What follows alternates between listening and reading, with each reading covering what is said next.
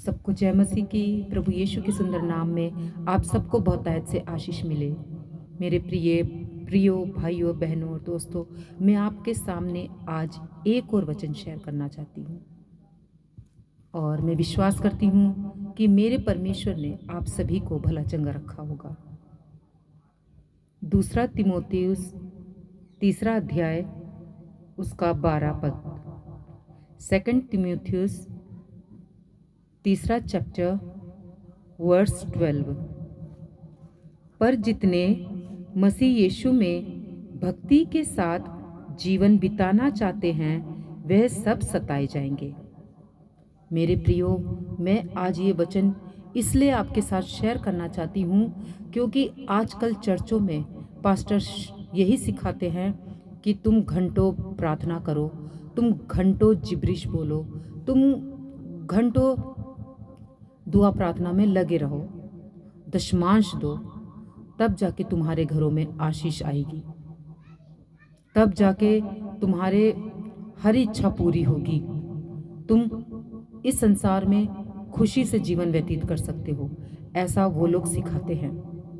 तो मैं प्रियो भाई और बहनों, मैं कलीसिया के उन सभी सदस्यों को जो खरी शिक्षा पर नहीं हैं उनको कहना चाहती हूँ कि सावधान हो जाइए। वो आपको भेड़ के रूप में भेड़िया है जो बहका रहे हैं। अगर आपको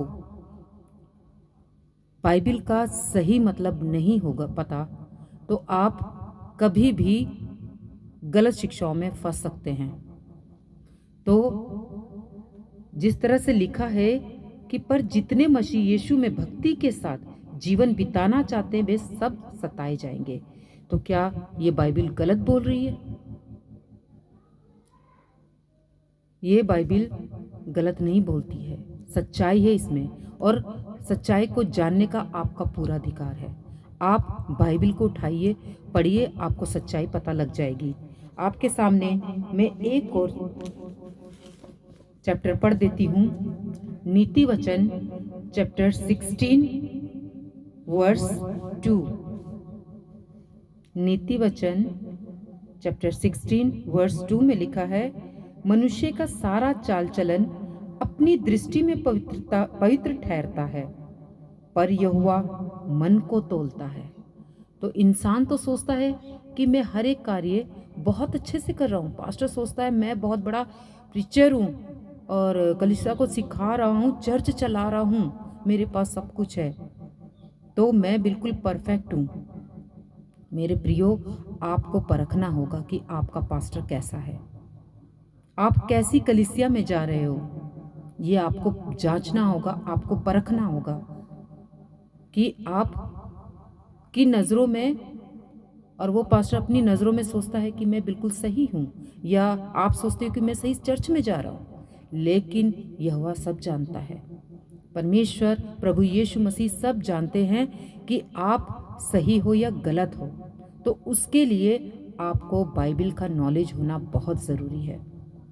वचन को कॉन्टेक्स्ट में पढ़ना आपको आना चाहिए, और वचन आपसे क्या बातें करती है वो आपको जानना बहुत ज़रूरी है। अगर आपको डीपली जाना है तो आपको इंग्लिश बाइबिल, हिब्रू बाइबिल आपको पढ़ना ग्रीक बाइबिल आपको पढ़ना बहुत ज़रूरी है। उसमें डिटेल से हर एक बातों को बताया गया है, क्योंकि ये कॉपी पे कॉपी करके हमारे पास आई है, और इसमें गलतियां हो सकती है लिखने में, लिखावट में। आप इंग्लिश बाइबिल को ग्रीक बाइबिल से, हिब्रू बाइबिल से मैच कर सकते हैं, उसके बाद जो निचोड़ निकलता है वो आप उसको ले सकते हैं। तो आपको मैंने बताया था कि बाइबिल हिब्रू भाषा में, इब्रानी भाषा में लिखी गई है। यीशु मसीह भी इब्रानी भाषा में, चेले भी, उस वक्त सब अधिकतर लोग इब्रानी भाषा में बातें करते थे। तो मेरे प्रियो, मैं आपके सामने एक और चैप्टर रखती हूँ, वो है अय्यूब चैप्टर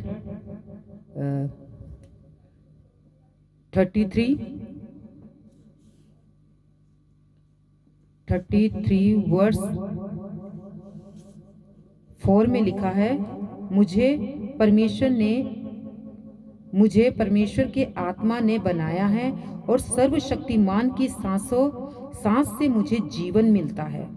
तो अय्यूब जानता था कि मैं जिस परमेश्वर की उपासना, जिस परमेश्वर की आराधना करता हूँ, वो सच्चा ईश्वर है। उसने पूरे कायनात को बनाया है, उसने हर एक सृष्टि की रचना की है। वो बहुत अच्छे से जानता था और अपने परिवार के साथ वो परमेश्वर की आराधना करता था। और जब उसकी परीक्षा ली, शैतान ने उसको अधिकार दिया, परमेश्वर ने परीक्षा लेने की, कि उसकी आत्मा को छोड़कर और किसी प्रकार का कोई नुकसान तुम कर सकते हो, लेकिन आत्मा को कुछ मत करना।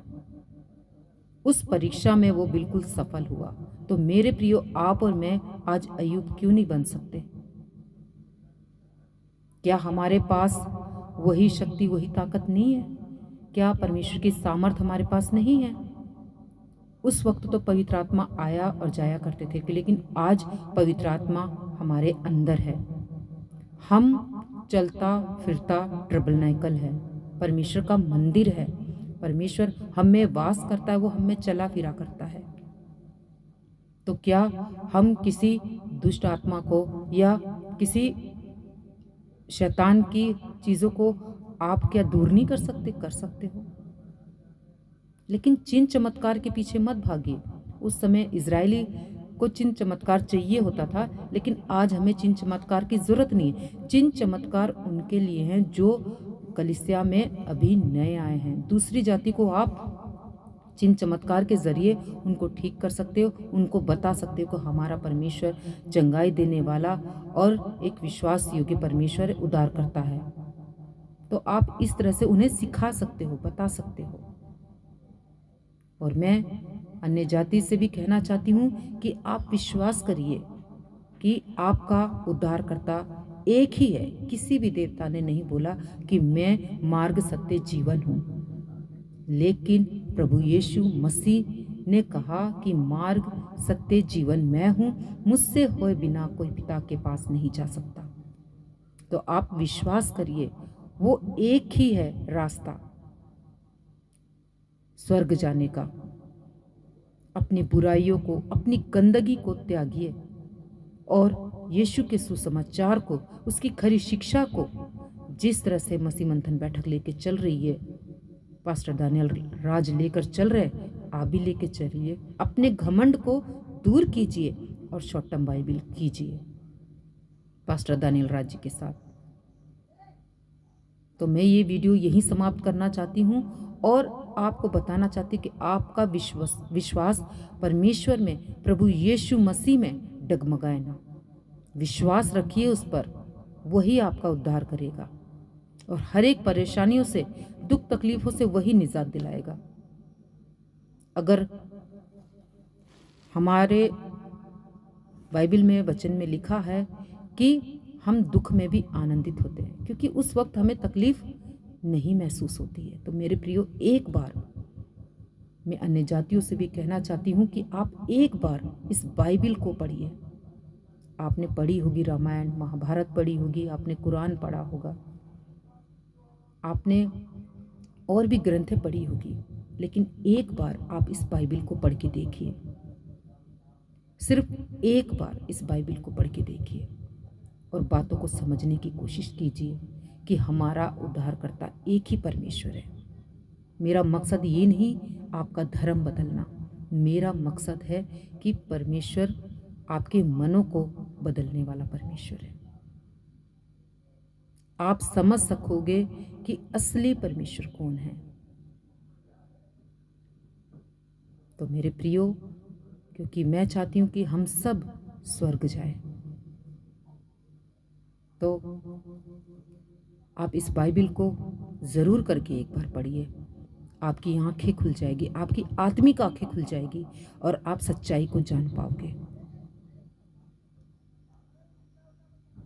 तो इस छोटे से वीडियो के द्वारा मैं आप सबको यही समझाना चाहती हूँ और यही समाप्त करना चाहती हूँ। सबको जय मसीह की।